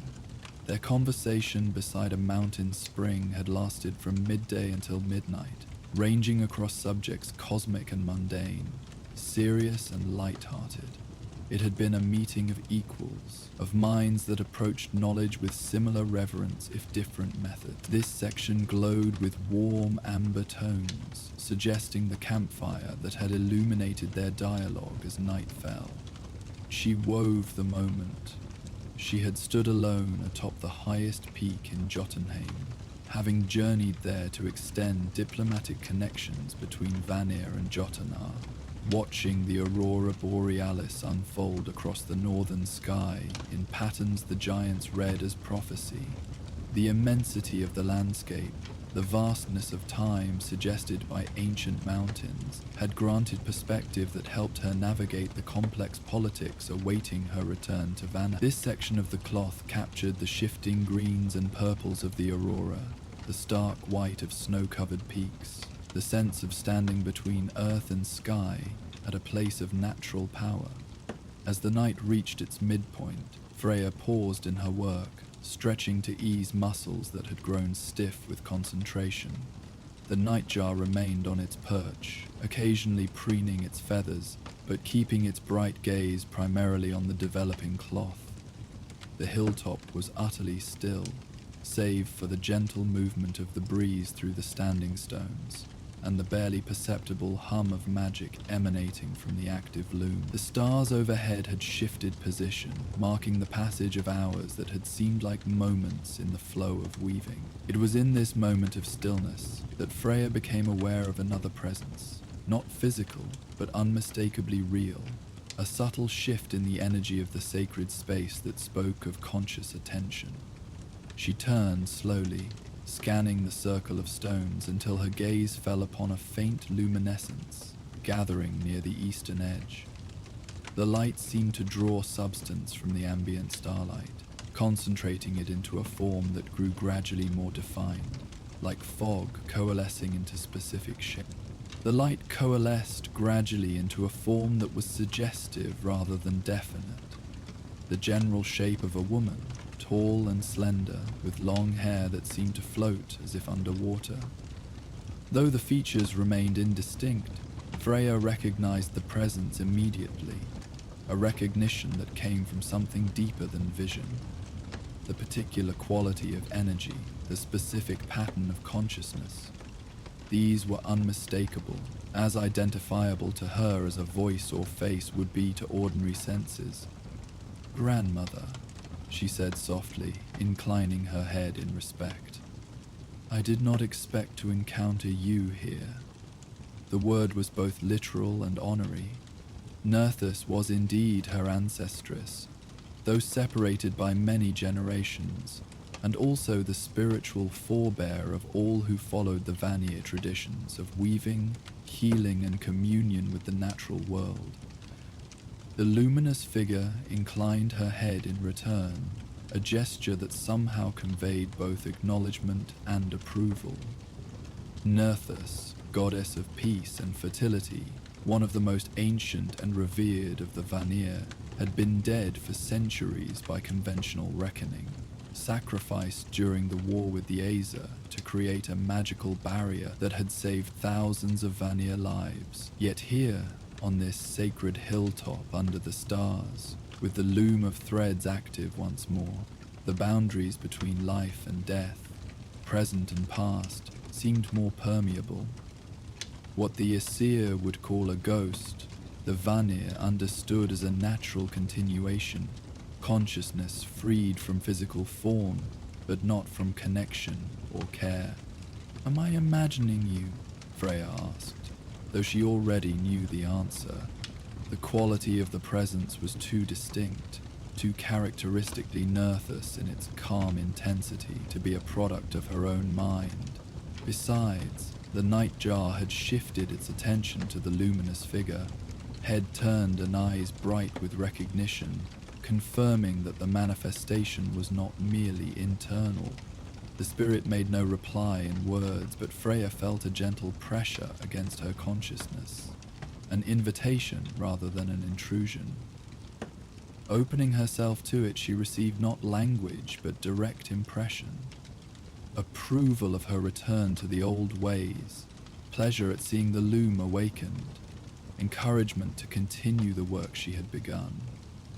The communication was richer than words could capture, layered with nuances of feeling and understanding that transcended ordinary conversation. This was how the Vanir had communicated at their most intimate and profound, a practice largely lost in the contemporary realms.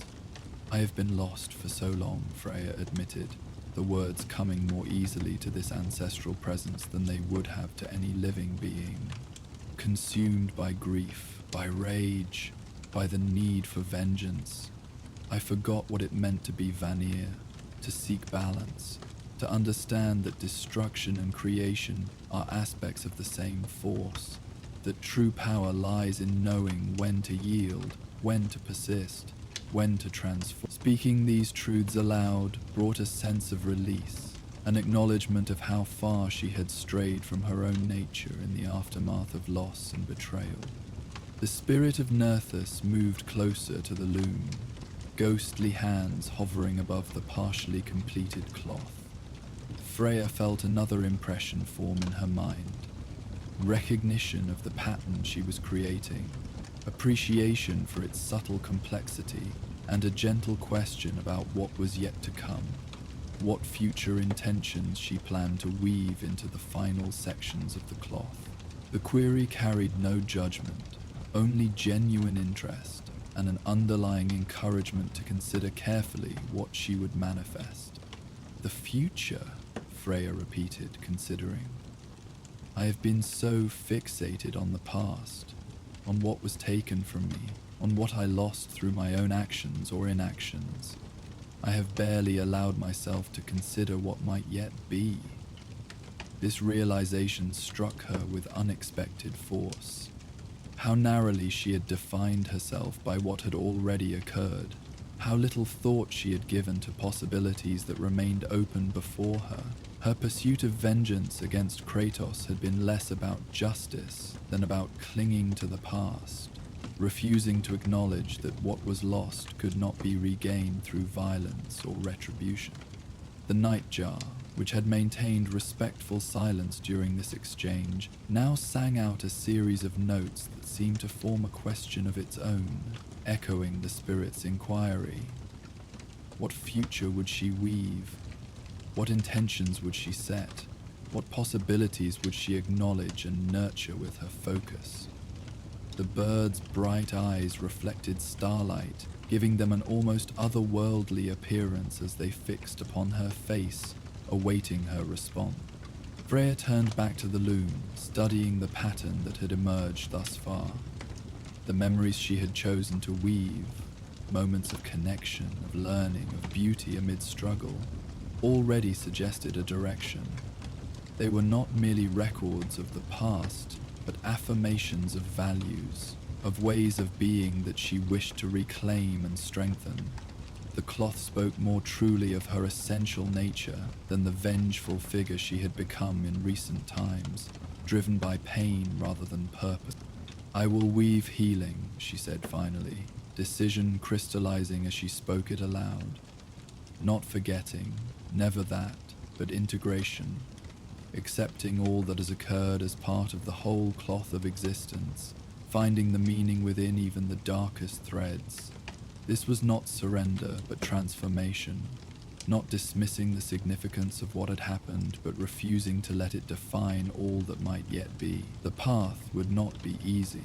Centuries of accumulated grief and anger could not be dispelled in a single night, but the intention itself held power, setting a direction that could gradually reshape both inner landscape and outer reality.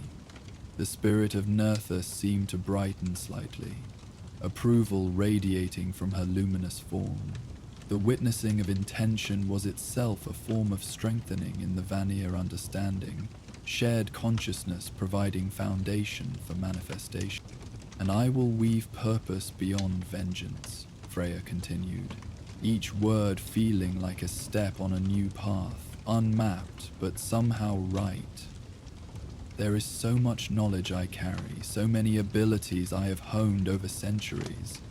Surely there are better uses for them than pursuit of personal retribution.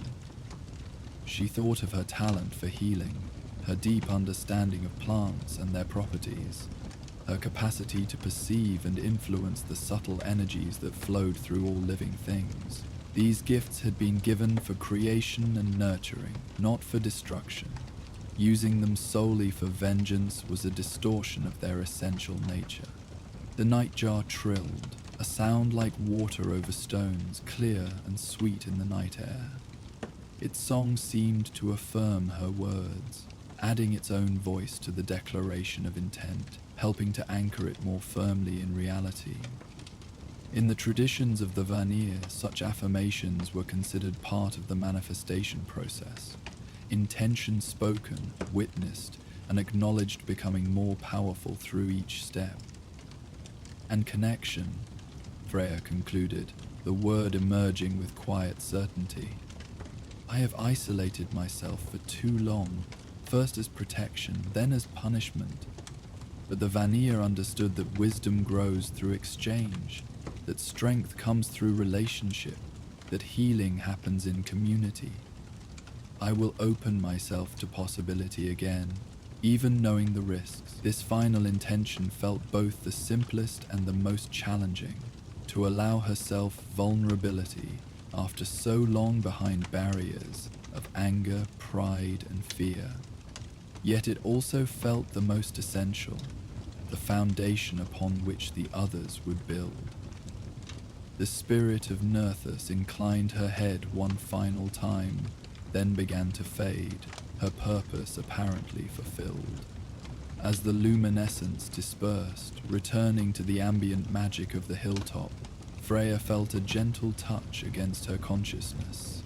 Not words, but a blessing, an affirmation of her chosen path. The sensation lingered even as the visible manifestation dissolved, a warmth and lightness that suggested she did not walk alone, that the wisdom of her ancestors remained accessible even across the boundaries of life and death. "Thank you, grandmother," she said to the night air, "for witnessing, for guiding, for reminding me who I have always been beneath the layers of pain and protective hardening." The gratitude was not merely courtesy, but recognition of gift received, the gift of remembered perspective, of connection to lineage and tradition that provided context for individual experience. Returning to the loom with renewed purpose, Freya began the final section of the cloth, the weaving of intentions for what was yet to be. This was the most delicate and powerful aspect of working with the loom of threads, for what was woven here existed in potential rather than actuality, helping to shape possibility rather than merely recording what had already occurred. It required clarity of vision, steadiness of purpose, and willingness to commit to a path without guaranteeing its outcome.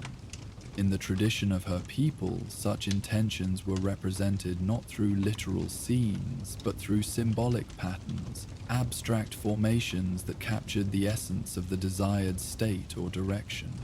Freya's hands moved with increasing confidence, creating intricate spirals that represented healing, the integration of fragmented aspects of self into a more complete whole. She added flowing lines that spoke of adaptability and growth, of movement away from stasis and stagnation. She incorporated subtle stars and circles suggesting new connections, new relationships, new ways of engaging with the worlds and their inhabitants. The starlight threads responded to these intentions with particular vibrancy, their luminosity intensifying as they were worked into the cloth. Colors shifted and blended, greens suggesting growth and renewal, blues evoking depth and truth, golds and silvers reflecting illumination and wisdom. The pattern grew increasingly complex, yet remained harmonious, each element relating meaningfully to every other, creating a unified whole that was more than the sum of its parts. As she worked, something shifted within her, not dramatically, but genuinely, like a plant long kept in darkness beginning to turn toward newly available light. The act of weaving these intentions was itself transformative, requiring her to clarify what she truly wanted, beyond the reflexive anger and grief that had driven her for so long. The process demanded honesty about where she had been, where she stood currently, and where she wished to move. A comprehensive assessment that left no room for the self-deception that can accompany suffering. "This is why the loom was created," she murmured, understanding flowing through her as her hands continued their steady work, not merely to record or remember, but to realign, to help us see more clearly, choose more wisely, move more purposefully within the great pattern of existence. The ancient Vanir had understood the power of externalized intention, of making tangible the directions and desires that might otherwise remain vague impulses or fleeting thoughts. In giving form to aspiration, the loom helped bridge the gap between potential and manifestation. The nightjar, which had been silent during her concentrated weaving, now began to sing. not isolated notes or brief phrases, but a sustained melody that rose and fell like gentle waves, somehow harmonizing with the subtle sounds of the loom as threads crossed and connected under Freya's guidance. The bird's song seemed to weave itself into the cloth alongside the starlight, adding an auditory dimension to the primarily visual and tactile creation. In the traditions of the Vanir, such spontaneous contributions were welcomed as enrichments to the work, additions from consciousness beyond the weaver's own. The stars had wheeled far across the sky, dawn perhaps 2 hours away, when Freya finally completed the cloth. She sat back, hands dropping to her lap, and studied what she had created. The foundation pattern of her essential self, the selected memories of connection and growth, the symbols of future intention, all combined into a unified whole that seemed to shimmer with more than merely reflected starlight. The cloth possessed a presence, an aliveness beyond ordinary material, vibrating subtly with the energy it contained. It was both artifact and entity, creation and creature, in the way that the most profound works of art transcend their medium to become something more. In the tradition, the final step was to release the cloth, not to keep it as a physical object, but to transform it back into pure energy, allowing it to join the invisible matrix that connected all things. This return completed the cycle, ensuring that the insights gained and the intentions set would ripple outward, influencing reality in subtle but real ways. The physical manifestation was temporary, a means of focusing and clarifying what would ultimately exist beyond form. Freya placed her hands on either side of the completed cloth, palms parallel but not touching the shimmering material. She began the final chant, her voice clear and strong in the pre-dawn stillness. Thread to star, star to thread, pattern returns to its source. What was separated rejoins the whole, carrying meaning, purpose, truth.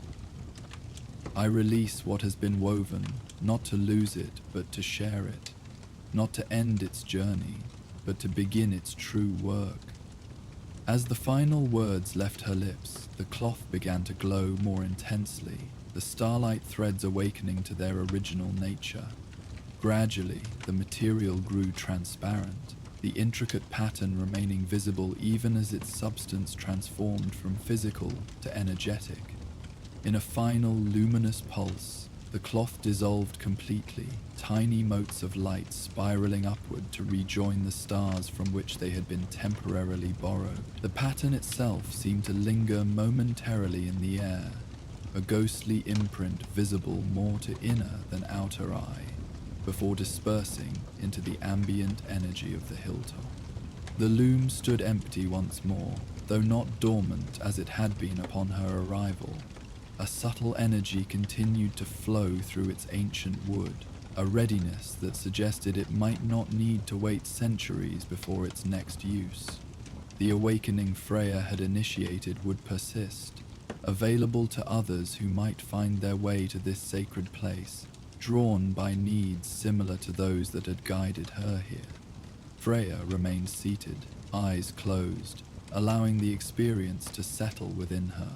The act of weaving on the loom of threads had been both remembrance and renewal, a reconnection to her Vanir heritage, and a recommitment to values she had temporarily lost sight of amid the tumult of recent centuries. The cloth itself had dissolved, returned to starlight, but its essence remained within her, not as memory alone, but as active influence, a recalibration of her relationship to past, present, and future. When she finally opened her eyes, the first hint of dawn was lightening the eastern horizon. The nightjar, having witnessed the entire process, spread its wings in preparation for departure, its role as companion and witness complete with the finishing of the cloth. The bird's presence had been an unexpected gift, a reminder that sacred work was rarely truly solitary. that consciousness beyond the human or divine often participated in moments of significance.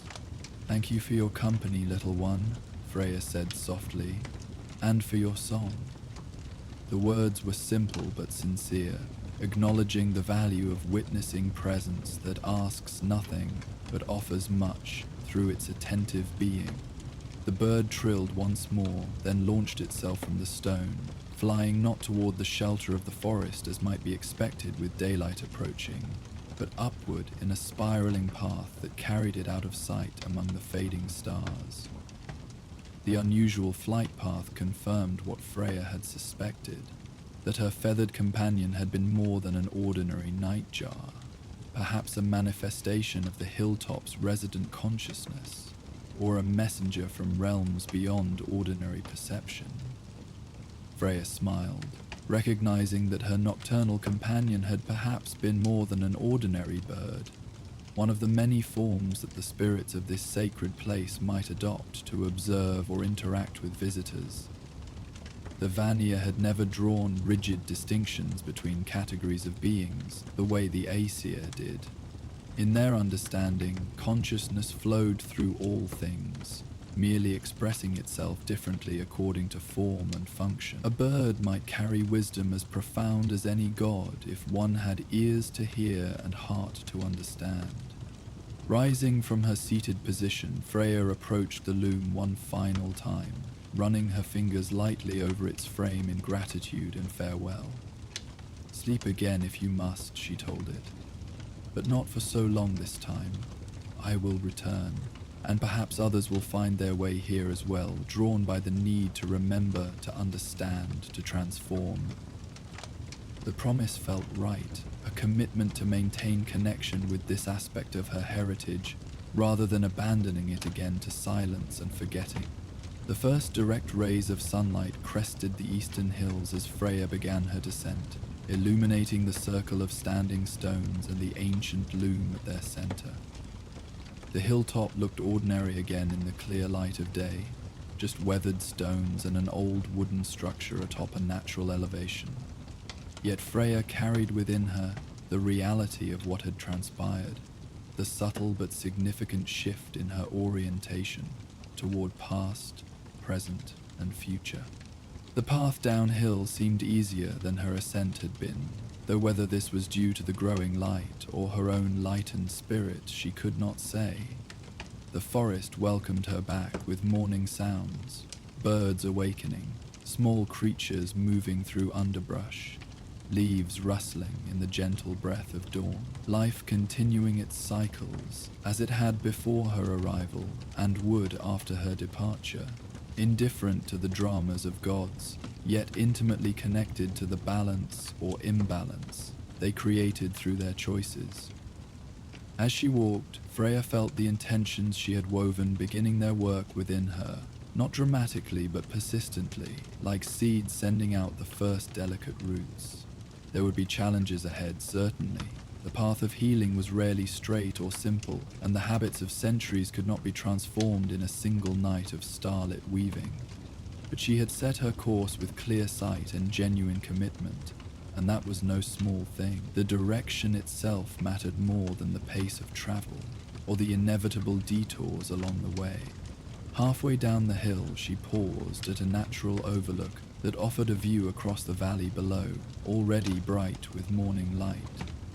Vanaheim stretched before her, vibrant with life and ancient magic, despite all the changes and conflicts that had altered the 9 realms since her youth. It remained a place of beauty, of power, of possibility. Much like herself, the parallel struck her with sudden clarity. Both she and her homeland had endured invasion, alteration, periods of dormancy, yet neither had lost their essential nature, their capacity for renewal when conditions allowed. "Threads connect us all," she murmured, recalling one of the first teachings she had received about the nature of reality. Visible and invisible, ancient and new, broken and mended. The pattern continues, ever changing, ever whole. The words were a reminder and a comfort, that nothing existed in true isolation, that every action rippled outward affecting the great fabric of being, that even the most profound disruptions could be integrated into new patterns of meaning. With these words, Freya continued her journey downhill, carrying with her the memory of starlight made tangible, of wisdom received through the sacred act of weaving, of intentions set and possibilities awakened. The loom of threads stood behind her on the hilltop, waiting for the next seeker of truth, the next weaver of memory and intention, while before her stretched paths as yet untaken, stories as yet unlived, connections as yet unmade. And in the clear light of morning, this seemed not a burden, but a gift, the precious opportunity to continue the weaving of her life with greater awareness, purpose, and heart than before. And so our journey through the realms draws to a close for tonight. May Hypnos, god of sleep, watch over you as you drift through dreams of legendary proportions. If these tales of gods and monsters helped guide you to restful sleep, consider supporting our journey by liking this video and subscribing to the channel. Your support gives me the strength to continue sharing these stories night after night. Remember, these videos play uninterrupted through the night, with no ads to disturb your slumber, just the soothing sounds of mythic realms to accompany your dreams. For those seeking passage to exclusive content, our Patreon offers early access to all videos and special playlists crafted to enhance your sleep. The link awaits in the description below. Until our next journey together, may your sleep be deep, your dreams be mighty, and your rest be undisturbed by the conflicts of gods and men. Sleep well, brave one.